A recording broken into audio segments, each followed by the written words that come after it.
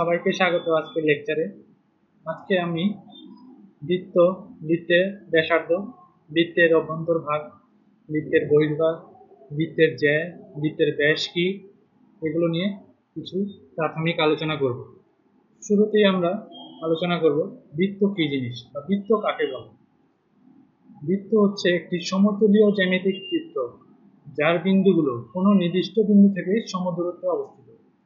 আমি যদি একটি নির্দিষ্ট বিন্দু অঙ্কন করি, এই হচ্ছে আমাদের নির্দিষ্ট বিন্দু। এখন বললাম যে এই নির্দিষ্ট বিন্দু থেকে নির্দিষ্ট একটি দূরত্বে অবস্থিত, নির্দিষ্ট দূরত্ব যদি ধরি আমরা আর, এবং নির্দিষ্ট বিন্দুটির নাম দিলাম ও।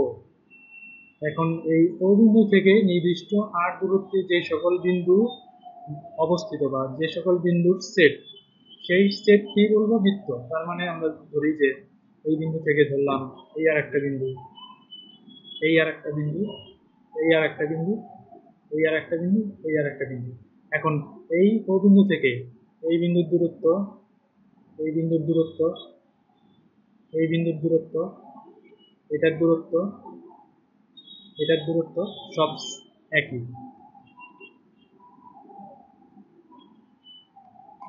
তাহলে আমরা এই বিন্দুগুলার যদি একটা নাম দিই, এটা এ, বি, এটা সি, এটা ডি, এটা ই। তাহলে আমরা এই বিন্দুগুলো দিয়ে একটি আবদ্ধ পথ বা জ্যামিতিক চিত্র অঙ্কন করতে পারি সমতলীয়, যা এই একই সমতলে অবস্থিত। ও বিন্দুটা যেই তলে অবস্থিত, A B C D E প্রত্যেকটি বিন্দু একই তলে অবস্থিত এবং তারা এই ও নির্দিষ্ট বিন্দু থেকে একটি নির্দিষ্ট দূরত্ব সবসময় বজায় রাখে। সেই দূরত্বটি হচ্ছে আর। তার মানে এই দূরত্ব আর, এই দূরত্ব আর, এই দূরত্ব আর, এই দূরত্ব আর, এবং এটা হচ্ছে আর।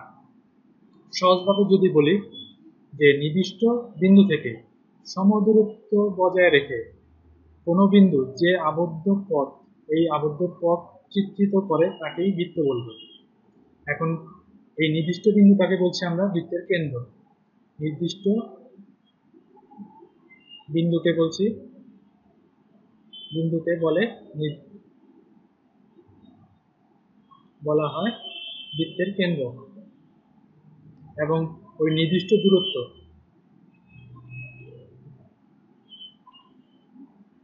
নির্দিষ্ট দূরত্ব হচ্ছে আমাদের ব্যাসার্ধ, বৃত্তের ব্যাসার্ধ। এই ক্ষেত্রে আমাদের ব্যাসার্ধ হচ্ছে আর। তাহলে কোনো একটি নির্দিষ্ট বিন্দু থেকে নির্দিষ্ট দূরত্ব বজায় রেখে কোনো বিন্দুগুলো যে আবদ্ধ পথ চিত্রিত করে তাকে আমরা বৃত্ত বলছি। এখন A B C D E এই বিন্দুগুলো সবগুলোই হচ্ছে আমাদের বৃত্তের উপর অবস্থিত বা বৃত্তস্থ বিন্দু। A B C D E এগুলো হচ্ছে আমাদের বৃত্তস্থ বিন্দু, বৃত্তস্থ বিন্দু। এরকম আমরা চাইলে অসংখ্য অসংখ্য বিন্দু আমরা কল্পনা করতে পারি এই বৃত্তের উপর। এবং বৃত্তটা যে আবদ্ধ পথ চিত্রিত হয়েছে, এই আবদ্ধ পথের দৈর্ঘ্যকে বলবো পরিধি। তার মানে এই অংশটুকু হচ্ছে আমাদের পরিধি, এই আবদ্ধ পথের দৈর্ঘ্যটা হচ্ছে আমাদের পরিধি। এবং এই আবদ্ধ পথের ফলে যে ক্ষেত্রফল আমাদের আবদ্ধ করলো এই সমতলে, সেই ক্ষেত্রফল হচ্ছে বৃত্তের ক্ষেত্রফলের সমান। সেক্ষেত্রে আমরা বৃত্তের ব্যাসার্ধ হচ্ছে আর এবং বৃত্তের কেন্দ্র হচ্ছে ও। বৃত্তের ক্ষেত্রফলের সূত্র আমরা লিখতে পারি পাই আর স্কয়ার। এখন বৃত্তের অভ্যন্তরভাগ এবং বৃত্তের বহির্ভাগ কাকে বলে? ধরলাম একটি বিন্দু পি নিলাম আমরা, পি একটি বিন্দু। এই নির্দিষ্ট বিন্দু থেকে পি বিন্দুর দূরত্ব, পি বিন্দুর দূরত্ব যদি এক্স হয়, এখন ওপি, ওপি হচ্ছে আমাদের এক্স। সেই ওপির দৈর্ঘ্য যদি নির্দিষ্ট দূরত্ব আর এর থেকে বেশি হয়, তার মানে এক্স যদি গ্রেটার দেন আর হয়,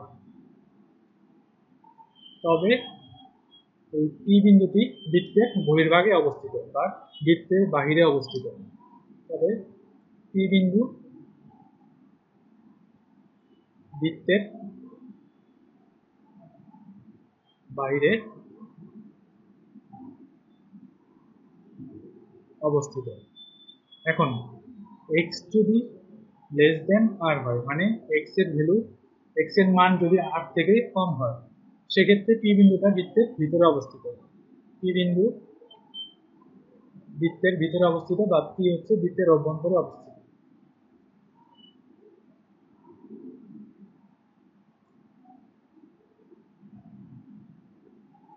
তার মানে আর নির্দিষ্ট দূরত্ব থেকে যে সকল বিন্দুর সময়ের দূরত্ব বেশি তারা বৃত্তের বহির্ভাগে অবস্থিত, আর নির্দিষ্ট বিন্দু থেকে যে সকল বিন্দু সময়ের দূরত্ব কম, নির্দিষ্ট দূরত্ব থেকে কম, আর থেকে কম, তারা বৃত্তের অভ্যন্তরে অবস্থিত।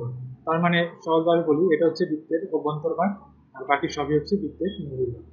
এটা হচ্ছে বৃত্তের অভ্যন্তর ভাগ। যে কোনো বিন্দুই হোক, এখানে নেই বিন্দু বা এখানে এখানে এখানে এখানে, এগুলো সবই হচ্ছে বৃত্তের অভ্যন্তরে অবস্থিত। কিন্তু এখানে বা এখানে বা এখানে বা এখানে, এগুলো সবই হচ্ছে বৃত্তের বাইরে অবস্থিত। আর বৃত্তের পরিধির উপর, মানে এই বিন্দুগুলো হচ্ছে যেমন এ, বি, সি, ডি, এগুলো নিলাম, এগুলো হচ্ছে বৃত্তস্থ বিন্দু। বৃত্তের পরিধির উপর অবস্থিত বিন্দু বা বৃত্তের উপর অবস্থিত বিন্দু, এগুলো হচ্ছে বৃত্তস্থ বিন্দু। এখন বৃত্তের নির্দিষ্ট বিন্দু মানে বৃত্তের কেন্দ্র থেকে বৃত্তস্থ কোনো একটি বিন্দুর সংযোগ রেখা, সেটা হচ্ছে বৃত্তের ব্যাসার্ধ। আর যাকে বলছি আমরা বৃত্তের ব্যাসার্ধ, যেমন ও এ, ও বি, ও সি, ও ডি, ও ই, বৃত্তের ব্যাসার্ধ। বৃত্তের ব্যাসার্ধ হচ্ছে এখানে ও এ, ও বি, ও সি, এভাবে অনেক ব্যাসার্ধ আমরা কল্পনা করতে পারি। কিন্তু বৃত্তের যে কোনো দুটি বৃত্তস্থ বিন্দুর যোগফল, আমি যদি পরিষ্কার করে লিখি,